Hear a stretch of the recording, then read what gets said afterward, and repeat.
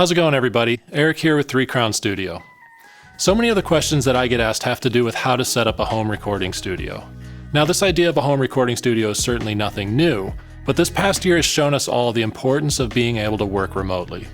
So if you're a creative person in the audio industry and you don't have the ability to record yourself at home, I can guarantee that you're missing out on opportunities. In this video, I'm going to show you a basic list of what you need to get set up and start recording this year.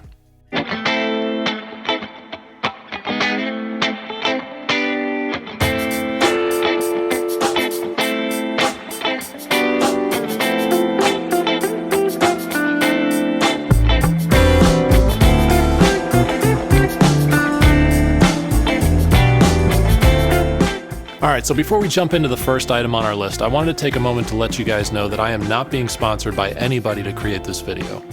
I will, however, leave some links in the description down below to a few recommended products just to help some of you out who are trying to get started. Now, these are just recommendations, and I highly encourage all of you to do your own research and pick what's best for you. Alright, so the first item on my list of things that you need to set up a home recording studio is a computer. Many of you might already have a computer at home, and if you do, chances are the one you have will work just fine, so long as it's not horribly outdated. If you need to purchase a computer, my advice would be to take a look at your budget and buy the best computer that you can afford. Now, I personally run most of my sessions off of a MacBook Pro, but it doesn't matter if you prefer Apple, PC, if you like a laptop, a desktop, it's up to you. Just about any computer available today is going to be capable of running at least a basic recording session without having any issues. The second thing on my list that you're going to need is a DAW, or Digital Audio Workstation. Now, this is the software that you're going to be installing on your computer, which will allow you to record, edit, and mix your audio.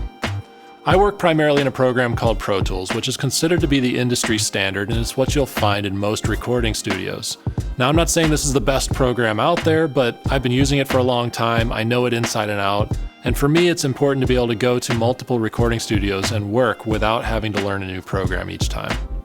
Again, there are a lot of choices out there. Some are free, some you have to pay for, but any of them are going to do a great job.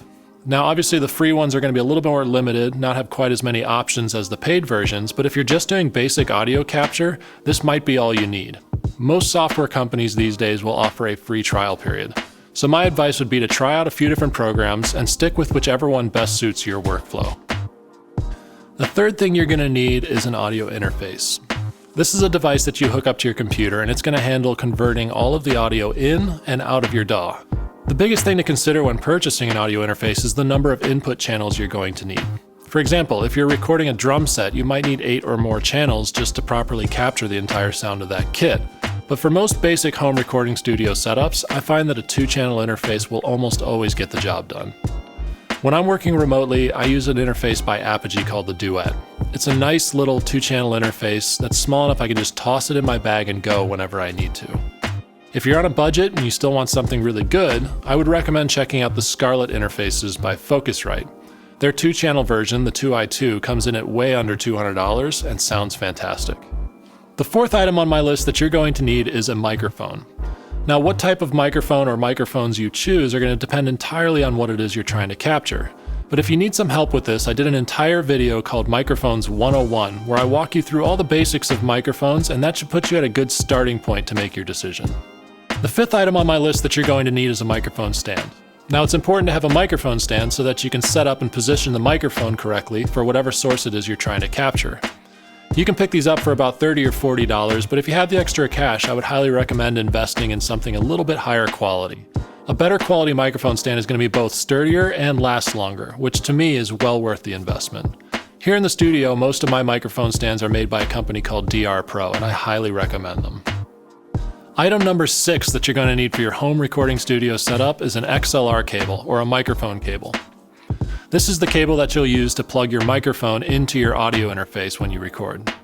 The seventh and last item on my list that you're going to need for your home recording studio setup is a decent pair of headphones. It's important to have a good pair of headphones so that we can accurately hear what it is that we're working on. I've been using the Sennheiser HD280s here in the studio for a long time, and I really like them. They're relatively inexpensive, they're rugged, they're comfortable, and they sound great. Now, I'm sure some of you still have a lot of questions, and if you do, definitely put them in the comments section down below so we can help each other out.